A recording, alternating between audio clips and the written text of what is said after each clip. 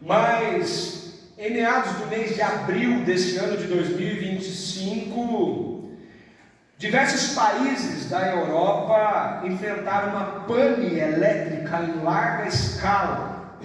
E em questão de minutos, regiões inteiras da Alemanha, França, Bélgica ficaram completamente no escuro. A falha afetou redes ferroviárias, hospitais, semáforos, sistemas de telecomunicações, internet. Cirurgias precisaram ser interrompidas, os trens pararam no meio do caminho, elevadores travaram com as pessoas dentro dos prédios, o trânsito virou um caos, centenas de voos foram cancelados e redirecionados, e a população, até então, acostumada com a eficiência da tecnologia do primeiro mundo, experimentou o medo mais básico do ser humano de não ver e não saber para onde ir. O Waze parou, gente. Não tinha GPS. Você imagina o que foi isso? Relatos dos moradores descrevem o pânico, a confusão, gente tateando no escuro, crianças chorando, idosos desorientados. E o que mais assustava não era a ausência da internet, a queda de energia dos eletrodomésticos, mas o fato de que sem a luz, até o que era tão conhecido começou a se tornar perigoso. Sem aquilo que protegia a cada um de nós, de repente tudo ficou mais lento, mais tenso, mais vulnerável. E um detalhe invisível, que está sempre presente no nosso dia a dia, que é quase sempre ignorado, a gente nem percebe que está aqui, mas que é uma necessidade das mais básicas da pós-modernidade dos nossos tempos. A luz se tornou visível como uma necessidade do ser humano mais uma vez. Você já conseguiu se imaginar passar dias sem energia elétrica?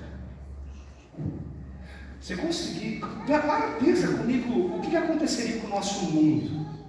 O que aconteceria com a nossa cidade? Sua geladeira não estava funcionando, você não tem energia elétrica dentro de casa. A gente não está acostumado com isso. A gente não está acostumado mais com esse negócio de lavar roupa na mão, gente.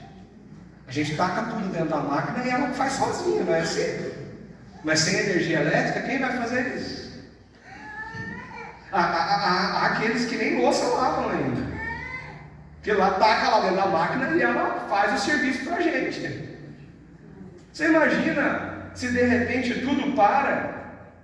Você imagina como que seria a nossa vida? Hoje a gente paga tudo no Pix. A gente precisa da internet para tudo. Você imagina se de repente tudo para por dias.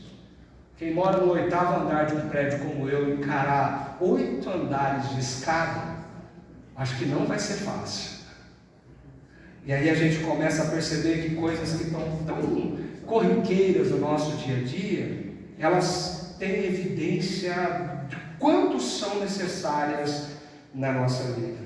Nós estamos tão acostumados com a tecnologia e a presença dessas coisas que facilitam o nosso dia a dia, que nós não damos conta do quanto seria difícil viver sem ela. Imagina um botelho, uma cirurgia sem energia elétrica.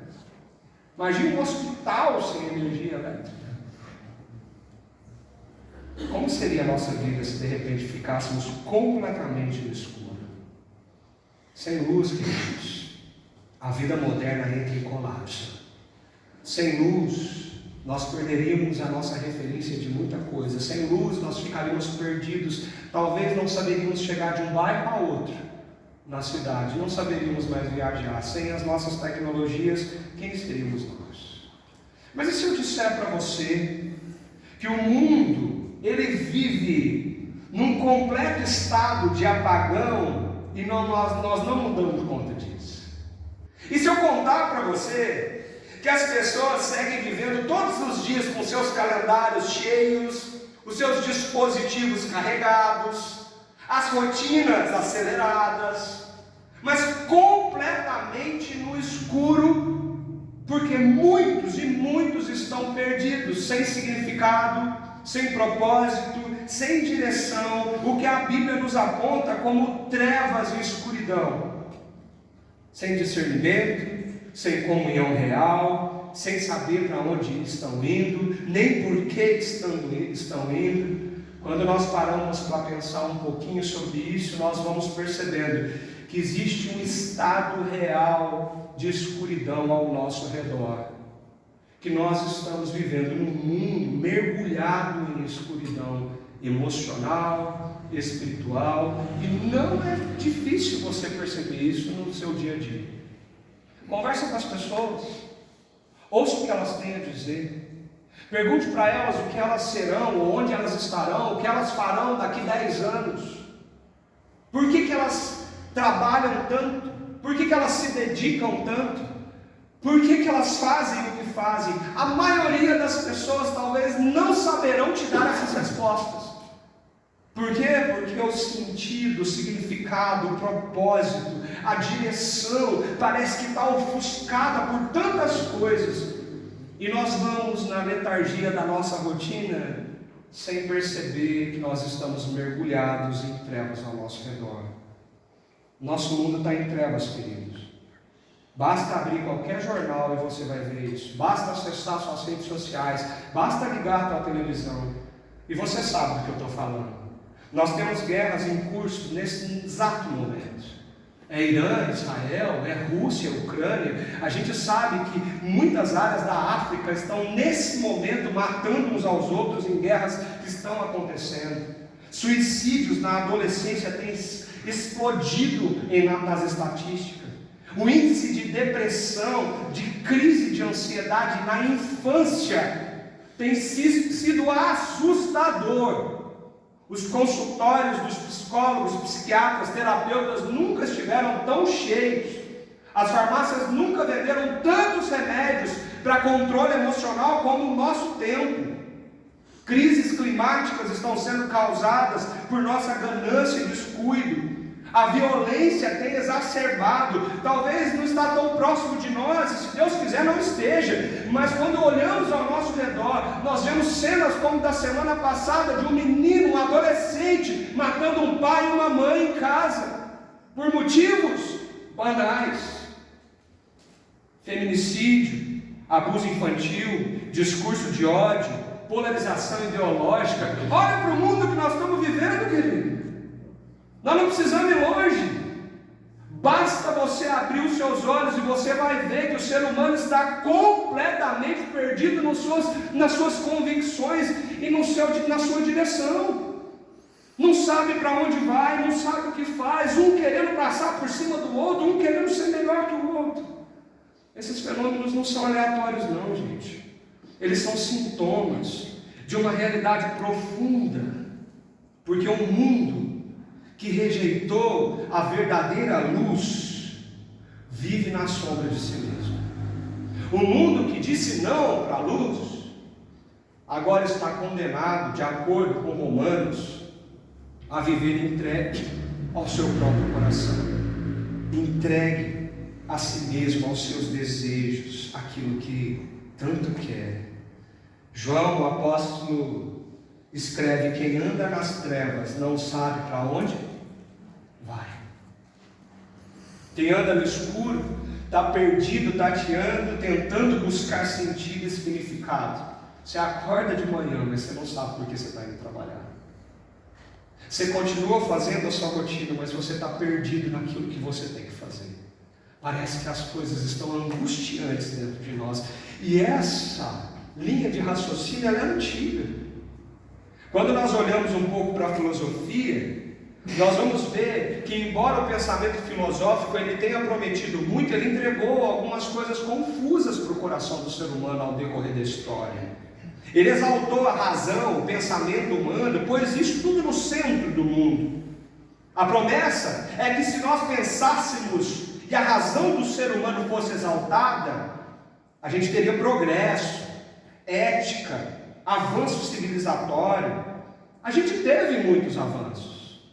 A grande questão é que a base moral, a base que constitui o chão que a gente pode construir, o que é certo, o que é errado, o que é bom, o que não é, o que é belo, o que é feio, aquilo que é e o que não é, ela foi tirada do centro da vida, do coração do ser humano. Deus foi removido desse lugar. E o que sobrou? Nós e os nossos desejos. Foi olhando para a cultura assim que Nietzsche, um filósofo famoso, esboçou o seu pensamento dizendo: Deus está morto e nós o matamos. Uma frase forte que pode até te assustar no começo, mas ela é muito mal compreendida naquilo que esse filósofo falou. Porque o que Nietzsche está dizendo é que Deus, ele foi deslocado na nossa cultura para um lugar periférico, e o ser humano foi colocado no centro de todas as coisas. Deus foi tirado da nossa base moral, Deus foi tirado da nossa constituição do que é certo e do que é errado, e a nossa cultura agora está tentando tatear no escuro, construindo moralidade, ética, certo, errado, bom, belo, aos seus próprios conceitos, desejos, emoções. Você imagina que perigo é isso, gente? Cada um por si, cada um construindo isso de um jeito. O que Nietzsche estava dizendo é que a relevância de Deus para a vida real foi morta na cultura. E assim morre também a base da nossa verdade, da nossa esperança, do nosso sentido, do nosso propósito. Outro filósofo que, pensando sobre isso, escreveu que o homem está condenado a ser livre. Jean-Paul Sartre escreveu que o ser humano, diante da realidade, da liberdade que ele tanto sonhou de fazer o que quer, quando quer e como quer, ele na verdade ele foi condenado a uma angústia, porque agora, sem base nenhuma, ele precisa construir tudo aquilo do zero, do que é certo, do que não é certo, do que é moral, do que é imoral. E isso não gera sensação de ser livre. Isso gera angústia no coração do homem. Quando nós olhamos para a pós-modernidade, esse momento que nós vivemos, Bauman escreveu assim que a pós-modernidade, a nossa era, nos prometeu liberdade, mas nos entregou solidão e ansiedade crônica.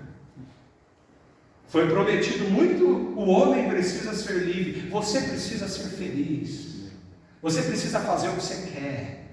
Não deixa ninguém falar para você que você não pode fazer o que você quer. Não deixa ninguém falar para você o que é certo e o que é errado. Quem constrói isso é você. E enquanto a nossa pós-modernidade foi construindo esse tipo de conceito dentro da gente, o que sobrou?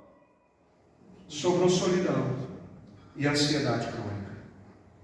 Pensa como isso mostra a situação tão real e tão tensa na qual nós vivemos. A escuridão do mundo, meu amigo, não é apenas uma falta de conhecimento.